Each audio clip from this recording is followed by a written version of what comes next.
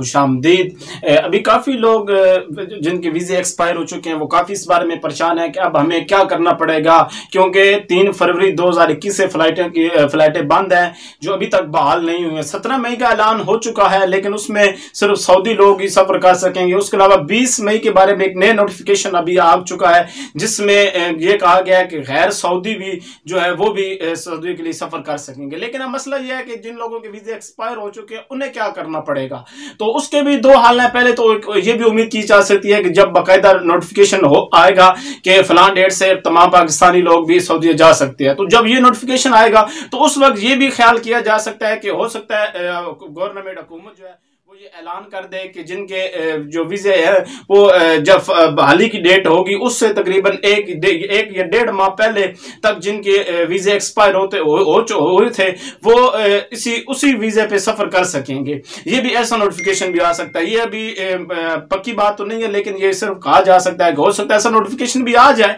तो ज़रूरी नहीं है कि 1 माह या 1.5 माह की कहा जाए, बल्कि 2 माह भी बोल सकते हैं, तो इससे कम भी हो सकता है। तो उसके अलावा वो उसी वीज़े पे सफ़र कर सकेंगे, उन्हें नया दोबारा से वीज़ा नहीं लगवाना पड़ेगा। तो वो अगर ऐसा नोटिफिकेशन जारी नहीं होता या जिनको 2 माह या 1.5 माह से ज़्यादा टाइम हो गया, वीज़ा एक्सपायर हो गया इनका, तो उनके बारे में उनका फिर यही हाल होगा कि उनको दोबारा नए सिरे से वीज़ा लगवाना पड़ेगा।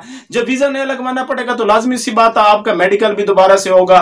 तो जो दोबारा सिर्फ आप नए वीज़े के लिए जो फिर आपको सिर्फ मेडिकल दोबारा होगा, और मेडिकल की जो तकरीबन गेमगे की फीस है और दूसरी मेडिकल की जो फीस होती है वो मिला के तकरीबन 11-12 हज़ार रुपये वो आपके अपने ही जिम्मे होंगे।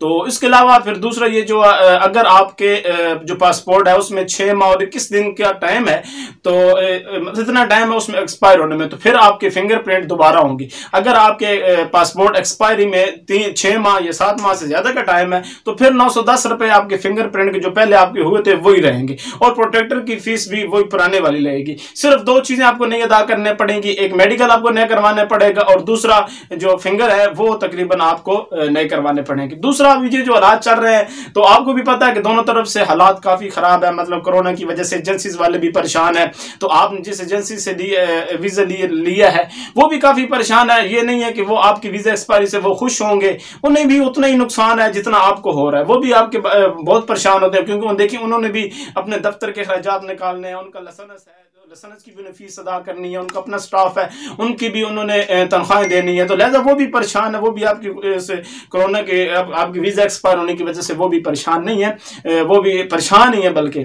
तो कोशिश करें कि आप उनको भी ज़्यादा तंग ना करें, क्योंकि जब फ्लाइटें बहाल होगी तो जो भी हाल निकलेगा वो आपको बता दिया जाएगा।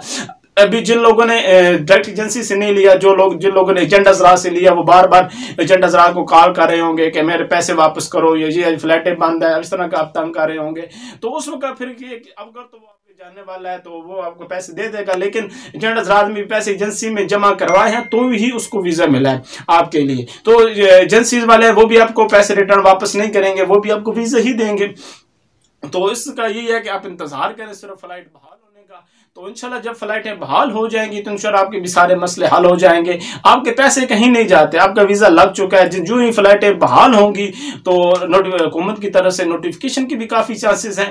आप इंशाल्लाह उम्मीद रखें बेहतरी की और दुआ करें कि अल्लाह तमाम ओवरसीज समुद्र पार पाकिस्तानी और जो वहाँ जाना चाहते हैं उनके लिए आसानियाँ पैदा करे।